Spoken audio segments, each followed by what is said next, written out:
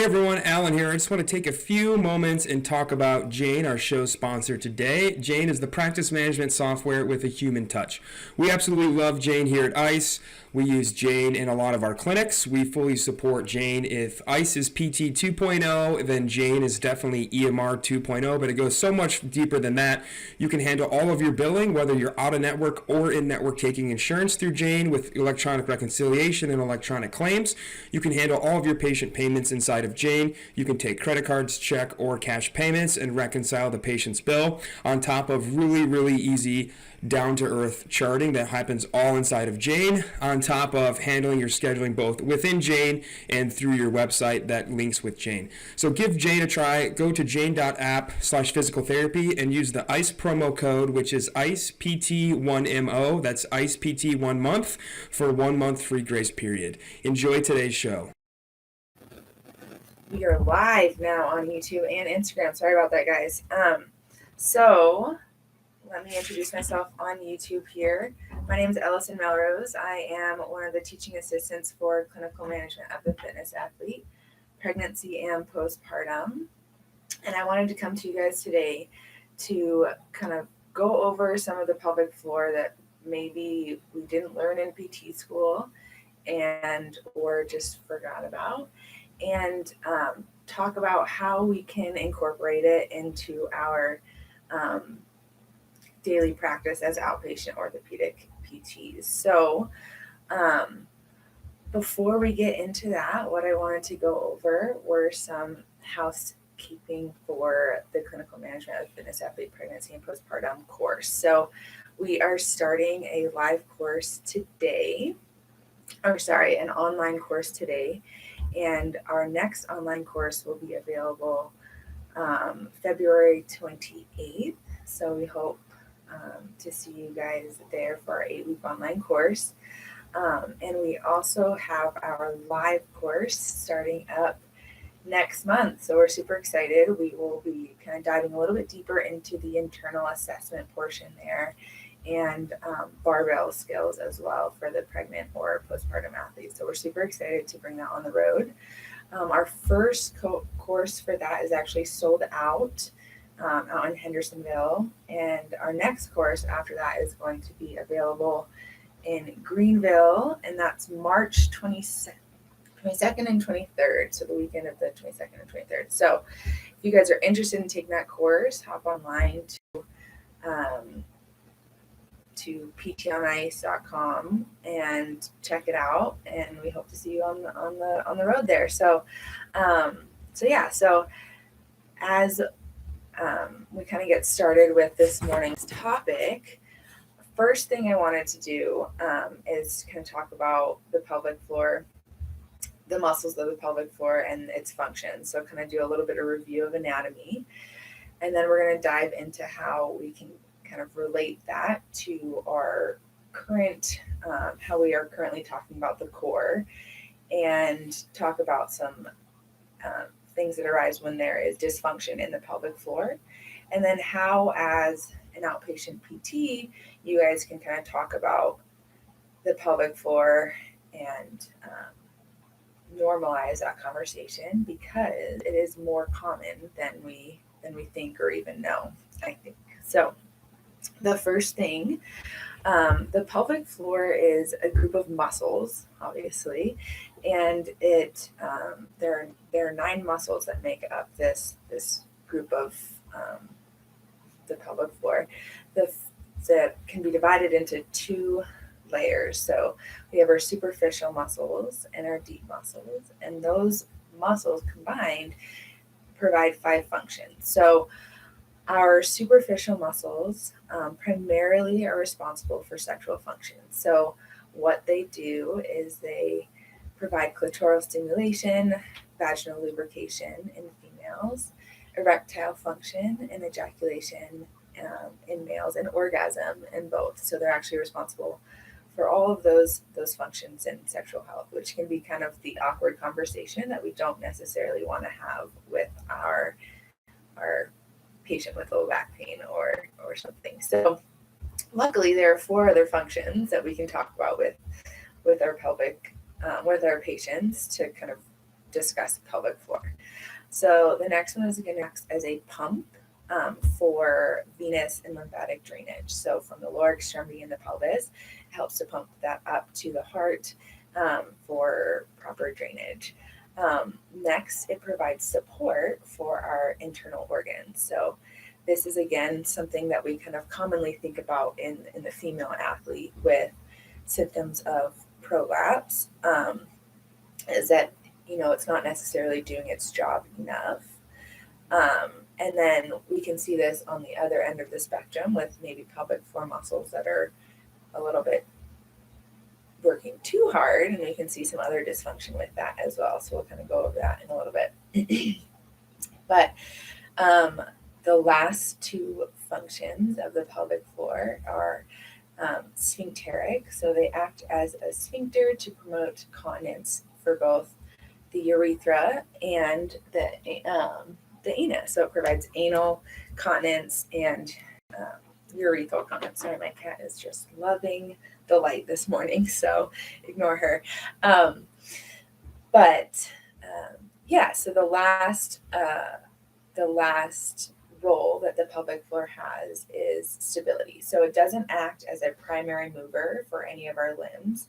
What it does is it promotes force closure for our sacroiliac joints, and then it also helps to promote that core canister, that bracing that we have to support the spine and all of and pelvis when we're loading the spine. So it co-contracts with the transverse abdominis, or deepest core muscle, and it helps to provide that like bottom of the can, if you will, when we're thinking about the diaphragm, the pelvic floor, the spinal extensors on the posterior aspect, and the anterior abdominal wall. So those four muscle groups promote this rigidity through our spine that we want to use when we're trying to move heavy things. So that's the final and probably the more common role that we all know of the pelvic floor. So with that, let's talk about when things go wrong with the pelvic floor, what we will see. So, and I'm going to divide this into female and male just because there's some anatomical differences between the two that you'll see variability in symptoms. Some are the same. So, but in females, we commonly see issues with incontinence, and we see prolapse-like symptoms. So pelvic heaviness can be a description that we see when things are dysfunctional in the pelvic floor. We also see things like pain with intercourse and constipation. So those are some other maybe less common symptoms that we may know for pelvic floor dysfunction. And in males, what we'll typically see is we can see erectile dysfunction, which is again something that you may not be, your patients may not be open to talking about. We can also see constipation as well, pelvic pain, low back pain, and sacroiliac joint pain, hip pain. So those are both male and female. And then another one that I'm starting to think about more for males is our hernias. So if you think about it, female pelvis, we have more of an ability for those organs or things to descend through our pelvic floor. And in males, we don't necessarily see that as much. And so when there's a disruption in that core canister, what we can see is potentially some herniation in the male population. And so we see that commonly there. Why do these dysfunctions occur? Well, what we're seeing is that there's an improper management of that intra-abdominal pressure. So, and that can go one of two ways typically. So if we have a hypotonic pelvic floor or an underactive pelvic floor, what we'll see is that we're kind of losing that pressure that we want to stabilize our spine into the pelvis. And so potentially we're seeing some descent of organs down into the pelvic, the pelvic bowl, because we're not having that co-contraction of the pelvic floor when we are activating our core musculature. Or we see it in that the pelvic floor muscles are hypertonic, or they are maybe a little bit on the tighter end of things. And so commonly we'll see more of those um, like pain with penetration and all of those symptoms that are more correlated with hypertonicity of the pelvic floor. So what we can do to kind of normalize the discussion of the pelvic floor with our patients, there's a couple of different things I want to touch on with that. So one thing we can do is when we have patients with commonly our hip, our low back pain, sacroiliac joint pain, or even like thigh pain and down into the knee area, we can be asking some of those awkward questions. So we can ask about bowel and bladder function, what we're doing to rule out some spinal cord involvement with our low back pain patients. We can also ask about sexual function. And instead of just brushing over it, talking about the importance and why we're talking about it. And then with our athletes that are female athletes or female patients that have had pregnancy or postpartum journeys, asking about their pregnancy, their journey throughout pregnancy and into their labor and delivery story. So birth stories are really exciting to hear, and we don't ask our pregnant or postpartum population their birth stories enough, and it can really show and highlight some potential trauma that they experienced during labor and delivery, and how they interpret that portion of their life. And so that's another thing that you can do to normalize this discussion. And then we can talk about the pelvic floor muscles as a group of muscles that provide stability, just like any other portion of our core muscles. So when we're educating about our diaphragmatic breathing and our core stabilization, so core activation, we can incorporate the pelvic floor muscles into that conversation. So let's kind of talk about how we'll do that. So if our diaphragm sits up top, our pelvic floor sits in our pelvis here. So superior and inferior portion of that core canister, we have our anterior abdominal wall and our spinal extensors and glutes in the back. So as we're inhaling and taking a nice diaphragmatic breath, we're lengthening through that diaphragm. Our pelvic floor should actually elongate and relax. What that helps with is it increases the length tension relationship in the pelvic floor, and it allows for proper contraction with each exhale, or with each activation of our core. So elongating that pelvic floor is going to allow for a stronger contraction with each core activation. So that is one thing to integrate into your practice is when we're talking about activating transverse abdominis or activating the core for proper bracing strategies, is we want to allow for that elongation of the pelvic floor. And then again with bracing strategies, so we see this improper bracing strategies with our lifters commonly, but you can also see this with people that are maybe 1 rep max living. So those that are bearing down to get out of a chair, right? And that is something that we can teach, that as we're exhaling, we're activating that core, lifting the pelvic floor to stand up. So that can kind of help with some of those maybe lower level patients that we see with continence issues as well.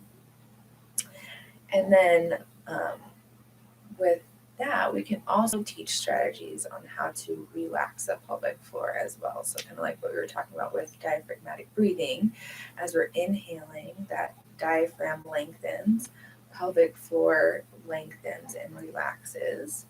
That is, number one, going to mechanically lengthen the pelvic floor, but it also stimulates the parasympathetic nervous system, which will create a general sense of relaxation throughout the body, as we know.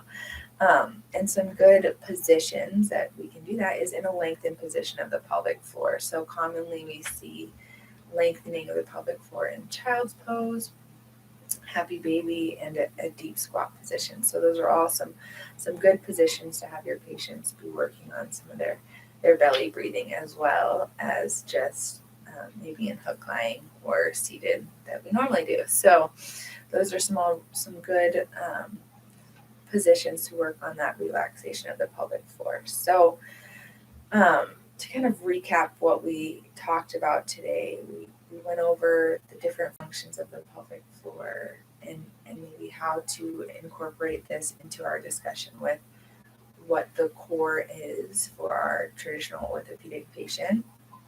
Then how to bring up these maybe awkward conversations with our patients, because it is important. Pelvic health is something that's not talked about enough. And I think if we get more than just the pelvic floor therapist talking about it, it's going to normalize that discussion. So with that being said, I wanted to let you all know that tomorrow night, Jessica Greengrich, who's the other TA for pregnancy and postpartum, will be doing a virtual ICE on a similar topic. So she's going to be diving a little bit deeper into assessment techniques for the non-internal physical therapist on how to maybe assess the pelvic floor, more about the different types of dysfunction we see, and then a couple case studies too with that. So if you guys are interested in learning more about that, hop on over to our virtual ICE tomorrow night. And I look forward to seeing you guys there. I hope you guys have a good day and happy Monday.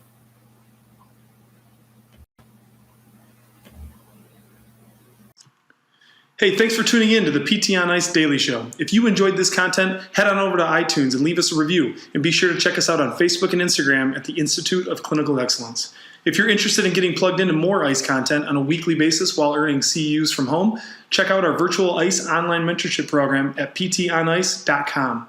While you're there, sign up for our Hump Day Hustling newsletter for a free email every Wednesday morning with our top 5 research articles and social media posts that we think are worth reading. Head over to ptonice.com and scroll to the bottom of the page to sign up.